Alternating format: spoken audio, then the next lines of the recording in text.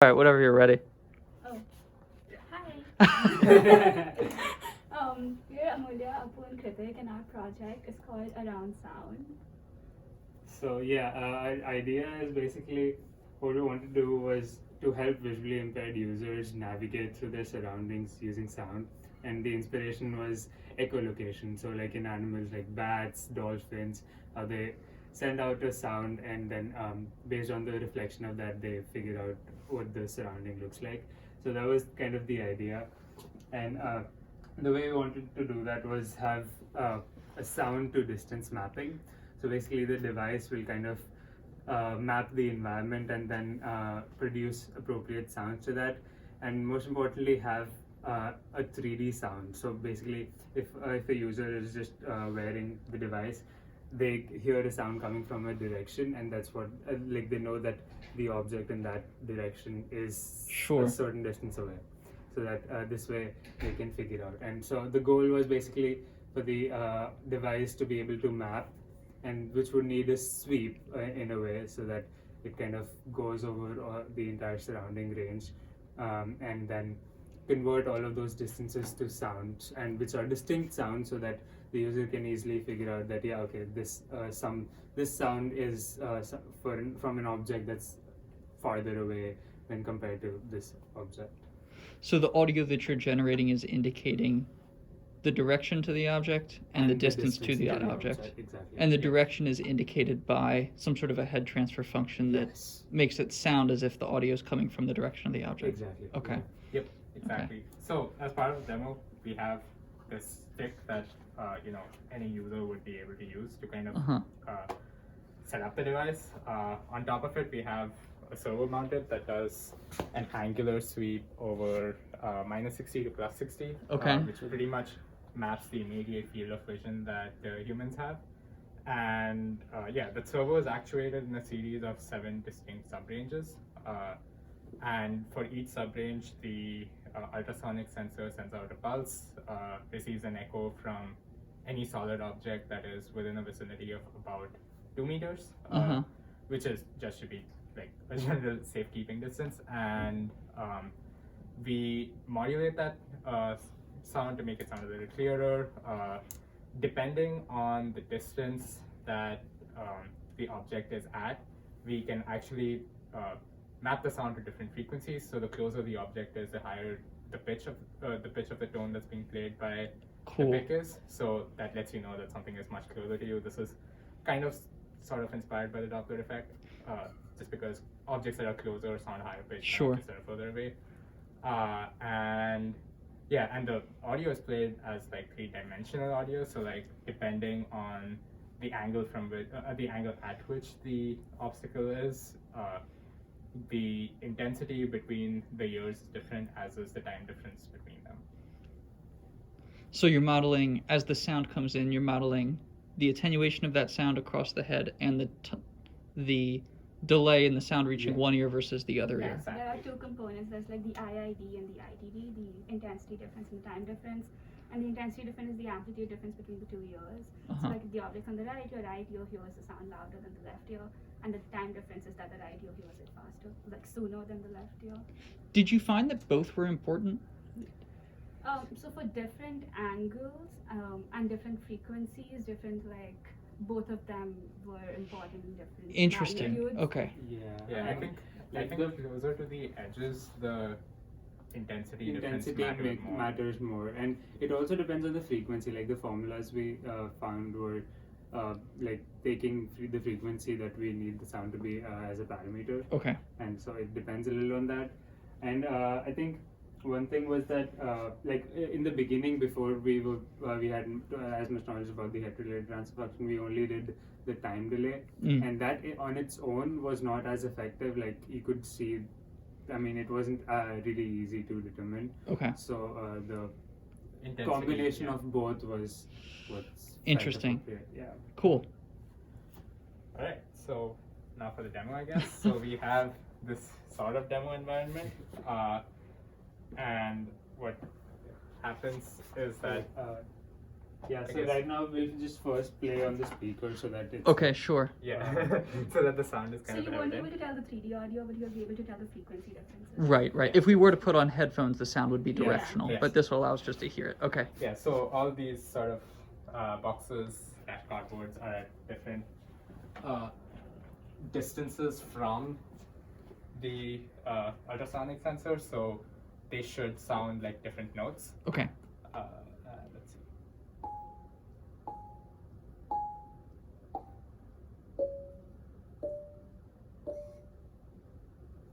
That's very cool.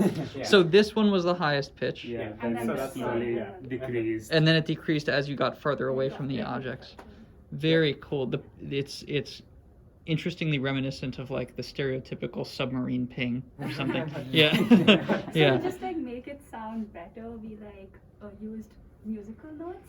Uh-huh. So So like this the is- entire range of 4 centimeters to 4 meters, we like divided into 36 individual ranges and mapped each one of those to musical notes over 3 octaves. Yeah, so we So are that's going why to it sounds C4 to like- C7. So it sounds a little musical, Yeah. right? Which makes it, because I remember you guys experimenting with this and it was a little bit annoying. Yeah, exactly. Okay. I mean, Yeah. we used FM synthesis and that like made it a lot better than it was, and then mapping it to musical notes. Yeah, Okay. Because like we also tried doing a direct mapping from distance to frequency, but because like they can be, the range can be continuous, so it's Yeah. harder to distinguish. Yeah. But with different notes, it's like different distinct Frequencies. frequencies, so that feels like is easier to perceive. Really cool. Could you run it one more time? Yep. And let's just And then bring like this. let's change closer. the surroundings a little bit. And the other sort of interesting thing is, so Uh-huh.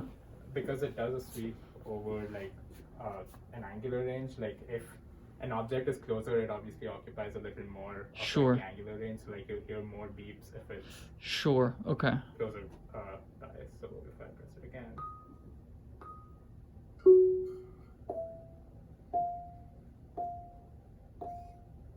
Awesome. Awesome. Really cool. Thank you. Now I If you guess wanna try the yes, now it's headphones. the Yeah. headphone times. Yeah. We can hold the All right. So- Let's see.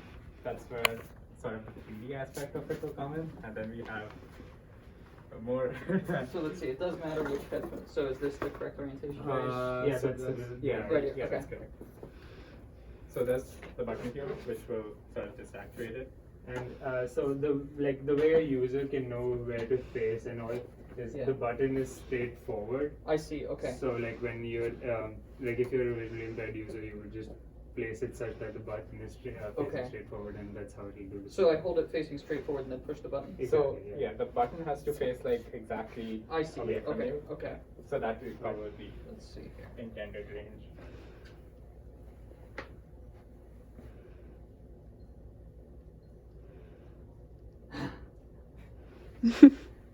Very cool. So it sound the noise sounds like what was coming out of the speaker, but it also has a directional element to it now. Mhm. So that each tone sounds like it's coming from. There was a tone from there, there, and there. Yeah.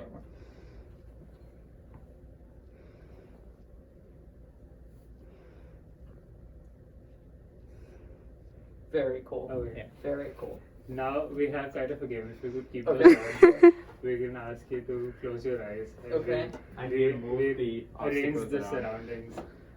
Okay. And then So my eyes are closed. yes, and we're rearranging everything.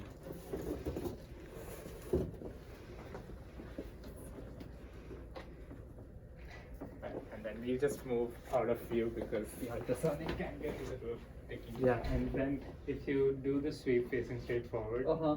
with your eyes closed, Yeah. so yeah, you can start that.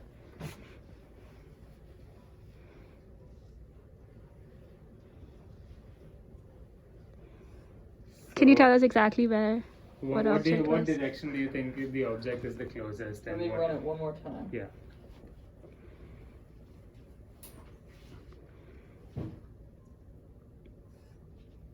So I think the closest object is here. Mm-hmm. Okay.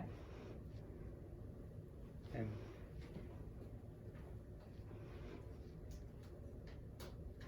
And then the pitch is lowest here. So I think Mhm. this must be the farthest object. right. I get it? Yeah. Yep. Very cool. Very cool. Awesome. Thank you guys. We have another part of the Oh, game yeah? where you get to arrange the Okay. And then we can sort of.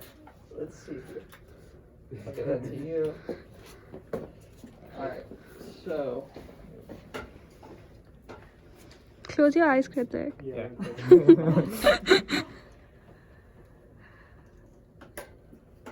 Alright. I'm gonna start arranging.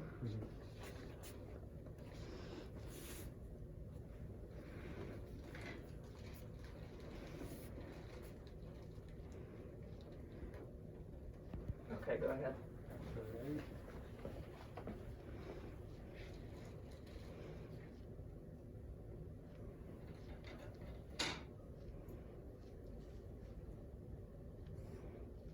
Okay, so wait, I'll do it again. I think there's something very close here.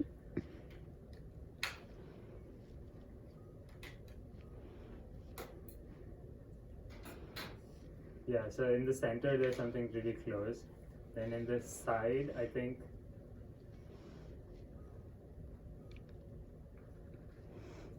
Yeah, that's the farthest away, I think, and this is the second closest. Yeah, Yep. that's about right. Okay. Awesome. Cool. Yeah, alright. Yeah, so I mean, in the next, I guess, like, do you have any questions for us? I mean, we were also thinking of describing some of the technical modules. Sure. and Yeah, that'd be everything. great. I could take that if you want. Oh, okay. Yeah. Okay, yeah, so do you want to start, Amulya? I mean, we already spoke about the sound. Yes. It is using DDS, like we did in Lab 1. With Um, FM synthesis to with make FM, the yes, okay. Exactly. And then again, the head-related transfer functions were used for 3D audio with like IID and ITD. And then the distance to frequency mapping is done over the 3 octaves, splitting the entire range into 36 distinct pieces, and then mapping each one of them to a note. Right, yeah, and the next segment was the distance. So right now we're using the ultrasonic sensor, which basically sends out a pulse and measures the echo, and the duration of the echo is what determines how far the things are. And like we tried using some other sensors like an IR and a TOF, but they were although more expensive, much more expensive, but they were less reliable. So we ended up sticking with this because this was fairly accurate. And Over the range that this product requires. I was going to ask. Yeah. Yeah. We tested with different distances and to see what was measuring the best, and this seemed to be the best option. Okay. So we stuck with that. Yeah, and then again we use the server like gimbal sort of structure to just move ourselves over the suite. So we use basic PWM, inspired from Lab 3 to kind of control the distances that the server measures, and again kind of used Lab 1's concept to actuate the entire system using a button, because that allows the user to control when they want to take in Sure. observation instead of like having sound just continuously coming into them all Sure. the time. And a sort of critical thing that we thought about was just how like the different systems have like different timing constraints. So the ultrasonic sensor requires a pulse being sent at a specific time interval. The servo requires a slower sort of PWM to kind Sure. of move it over the range, and then of course the biggest timing constraint is TDS, which requires a precise 908 cycles of time. So we just kind of use different timers to synchronize the threads that are running each subsystem. Okay. Yeah, like So all go ahead. all the modules are the module concept of this is that they're all different threads and they're all conditionally dependent on each other. So because we want things to execute in a certain order, like we need to first measure the distance, then produce the sound according to that distance, and then move the servo.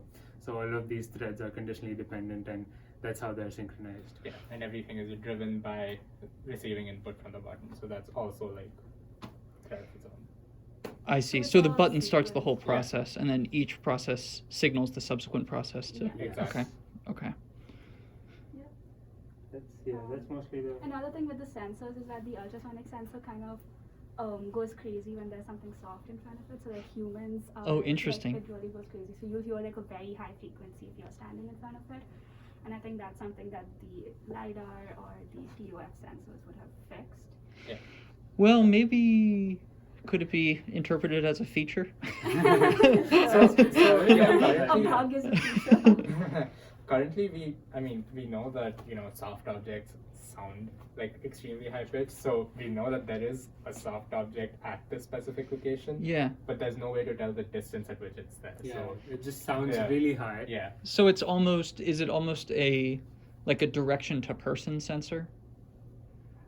In you those could tell the situations? Say direction at that, which but a like it's person not is. necessarily a person. Like I mean, right now we just kept all hard Yeah. objects, but I think in some other places we tested around the lab, some other objects were Sure. making it go like Okay. that. Even a backpack would make it go crazy. Okay. Right. Okay. Yeah. So Okay. anything that absorbs Like it's just the sound, yeah. delay in the echo causes it to be a much Yeah. higher frequency. I see. Okay. Okay. Yeah, and another thing was like just in terms of the form factor, we wanted it to be much more compact, and we're thinking about using the smaller pick board, Mm. which we can just like have it on the stick. But because we're using the DAC and the DDS, Yeah. so we had to use this big one. And another thing is like having the speakers, because the headphones, most of the like we tried with 3 different headphones, and all of them they didn't have enough gain to properly hear the sound. Yeah. So that's why we have to use these speakers, but that could be fixed by having like an explicit gain circuit for that goes into the input of the headphones. Sure. Actually, the effect of the FM synthesis was dominant only when you use the speakers. speakers. Okay. Otherwise, the tones sound very, very digital. Yeah. Like, Okay. I mean, yeah, actually, all of this could be constrained on a single board, Yeah. but this is like most of it's more like a system in a box. instead of a Sure. system on a Yeah. chip. Sure. Yeah. But, yeah. But for sure, this could all be consolidated. But as a proof of concept, that's really compelling. Mhm. Awesome. Guess that's all. Yeah, I think that wraps it up. Okay. Do you have any questions for us? I don't think so. That was really a compelling demo. Thank you guys.